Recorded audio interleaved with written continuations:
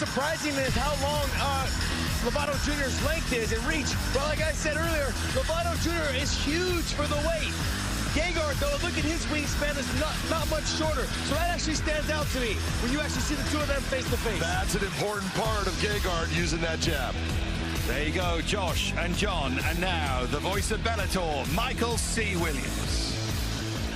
Ladies and gentlemen, from the SSE Arena, Wembley, the time has come for the Bellator London main event of the evening. Five-minute rounds for the Bellator Middleweight World Championship.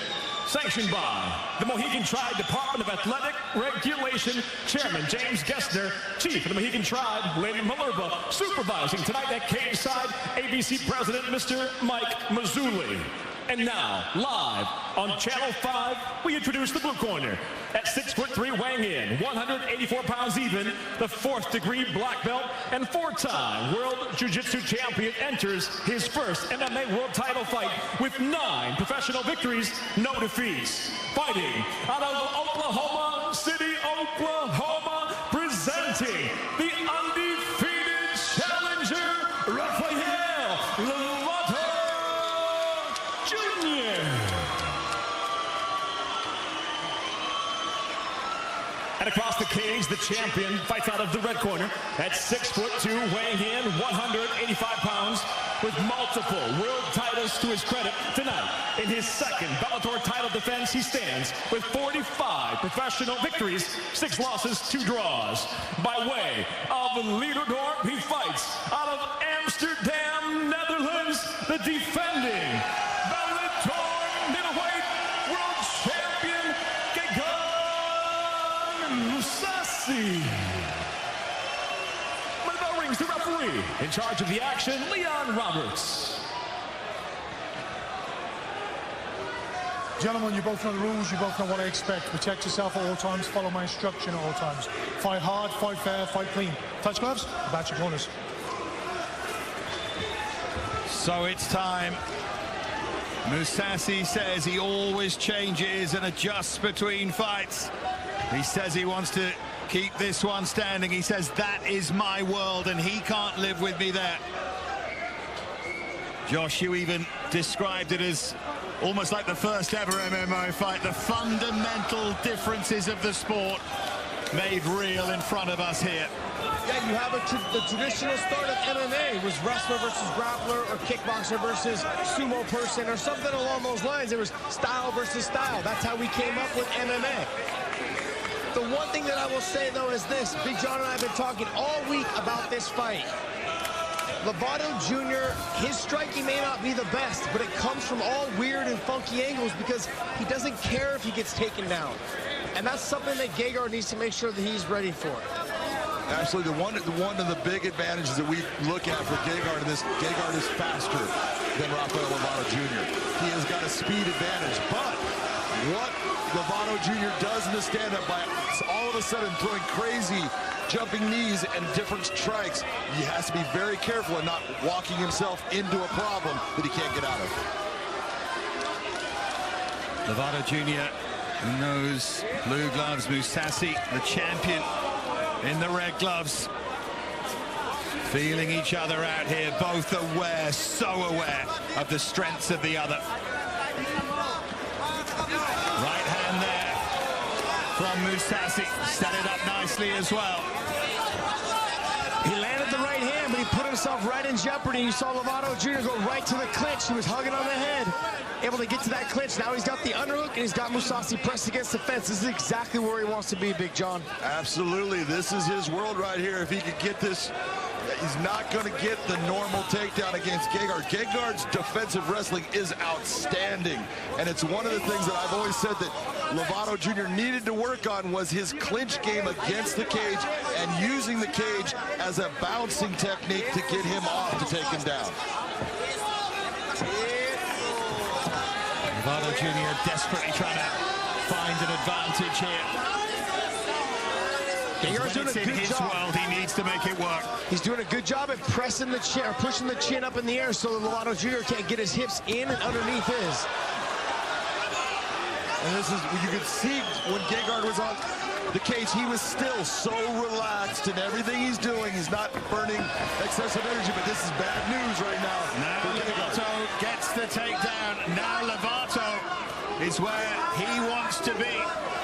And he has First intriguing twist in this fight. A lot of time on the clock right now. This is a good position right now for Lovato. Especially so early. Remember what I was saying earlier, is that the first 2-3 rounds, if Lovato Jr. can get him down, this is where he wants it to be. As the fight goes on and he's not able to get the submission, the frustration and everything else, some of the sweat sets in, and it starts making it harder and harder to get to advance your position and get the submission. Gegard's doing an outstanding job of keeping that butterfly guard. You see Lovato working to step over those legs, and Gegard keeps on replacing it every time he gets close. Excellent defensive work from Mousasi here. It's very unlikely he's going to get that hook sweep. But what it does is it creates some sort of distance and space between him and Lovato, so that he can potentially get to an underhook or get back to his feet. But you can also see Lovato is taking chances at passing. He's bringing his weight and his head up high over Mousasi because he has that ability. Look at the position he's in right now, getting this slice. Beautiful pass by Lovato Jr. That's something you see someone Jake Shields does all the time. That's one of his best passes that he uses all the time. Look at the shoulder pressure he was creating right there in this position. Look, he's starting to isolate that arm. This is a bad spot right now. Knee on belly. This is a bad position for Gegard. He's going to mount. I've seen Gegard before in the past shoot for a leg lock so he can cause a scramble. Not always looking for the leg lock, but also just trying to get on the legs to threaten something. So if he's able to kind of get in there and get a butterfly hook, you may start to see him push for a leg lock position, but only to get back to his feet, not really to attack the leg lock. Well, Lovato's only got 35 seconds or so left with this advantage. Can he make it count definitively here? Very nice job of blocking that leg coming over the top. That would have been a real problem for Gegard. But good shots on top by Lovato. Now watch that. He's going. Be careful. If he'd have wrapped that leg, he would have had a tight choke on that. He tried to throw that leg over the back of Gegard's elbow to push that arm across his neck so he could hit that Darson choke. Yep. Approaching the end of round one, and it's been absolutely fascinating so far.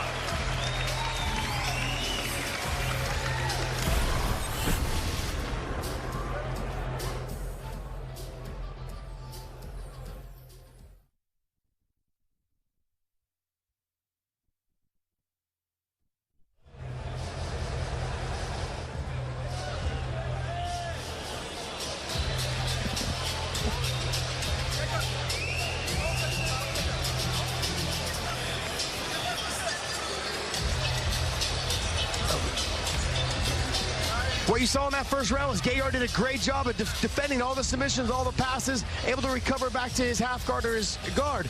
The only issue was, though, is you can't afford to survive the whole fight that way. He needs to make sure he's able to mount some offense. Well, that is what they're fighting for.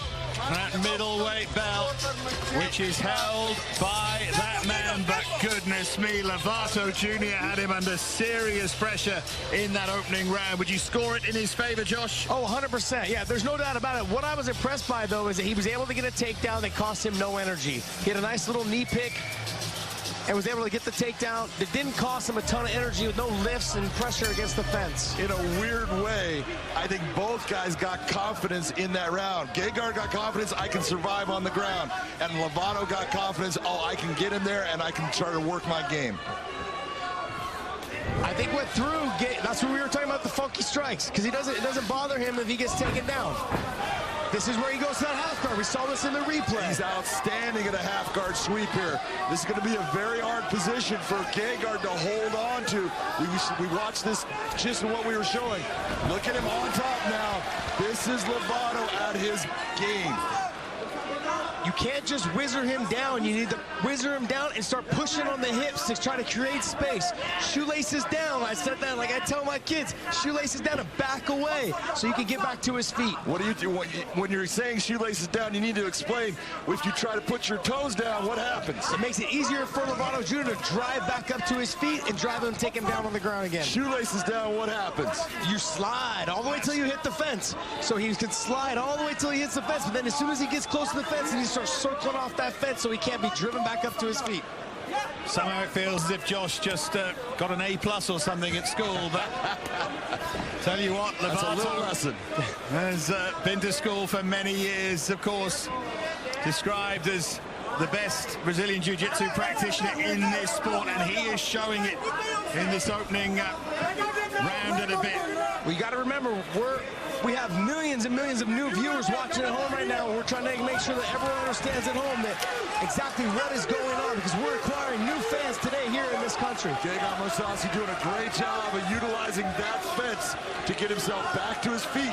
Because look at, in the world of Brazilian Jiu-Jitsu, there's no fence, and you don't have to worry about them having a tool to get up. Here you do. He just did it again. He basically shot in, trying to get the underhook. He went right for the underhook and dropped and hooked the leg. Fell to his side to the half guard position. Sitting there with that half Nelson that you see Gegard having with his left arm, that's an important position. He cannot lose that. He needs to limp leg that left leg out. Now he's on his back. Brutal preparation. And this Both is these men for this fight, of course, but Lovato Jr. goes to Brazil, to Curitiba, gets himself teaked up, and we're seeing that here. This is the suffocating type of attack that a great jiu-jitsu practitioner can bring into the cage. You get up, you get space, and all of a sudden he's back into you and creating that grind that just wears you down.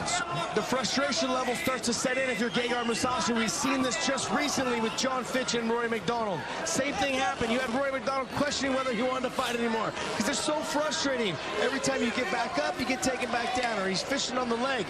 And like I said, this isn't the traditional wrestling style of takedowns. He's basically hanging on the leg, and he's just pulling you down to the ground. And when you try to whizzer and take him back down, he just goes to his knees and comes up on your back. Willing to go to his back on the ground to get the fight where he needs it to be. This half-guard sweep and this transition's been made famous by a guy named Lucas Leite. This is what he does. He competes against the biggest guys in the world, and this is the best. He's at the half-guard game legend, basically, and this is exactly what Lovato Jr. is using. If you understand a half-guard game and getting your leg laced and getting your underhook, you can move anybody from that top position to you being on top. Well, there's no question that Mousasi has to make a statement. He's got longer, of course. He's got 5 rounds, but needs to turn the tide in his favor. Like Josh was saying when we started, that jab, that right there that you just saw, that's what Mousasi needs to start doing. He needs to start snapping that thing and making it land often. Not only that, but he shouldn't be aiming for the head. He should be aiming right from below the chin or on that chest level. Can Mousasi make something happen in stand-up here? Now, what can happen when you have a guy like Lovato Jr. dragging you down? Your arms start to get full of blood, the lactic acid, because you're having to hold his weight, hold positions that you're just not used to doing over and over again, and it can be draining. You can see Lovato Jr. get tense and tense every time Gegard presses him to the fence. He starts to get uncomfortable. You see his shoulders raise up, so he's using energy in that position he shouldn't be using energy in. Well, so far, the jab, the stand-up of Mousasi's been a little bit apologetic almost. Not too much fears in those punches for reasons that John already explained. He's had some hard positions. He's been in some bad spots, and he doesn't want to continue on in that fashion. He needs to start taking control of this fight. What Gegard does, though, is he's just walking him down, is making Lovato Jr. stress and use energy he doesn't want to use.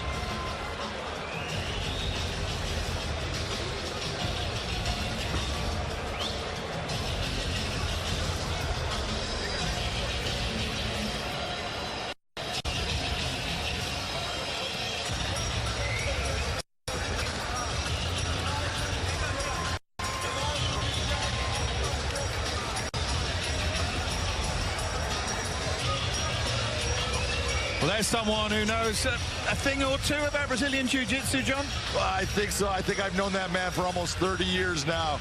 And you talk about the Godfather, the guy that set it all in motion. That's the man. Voice great.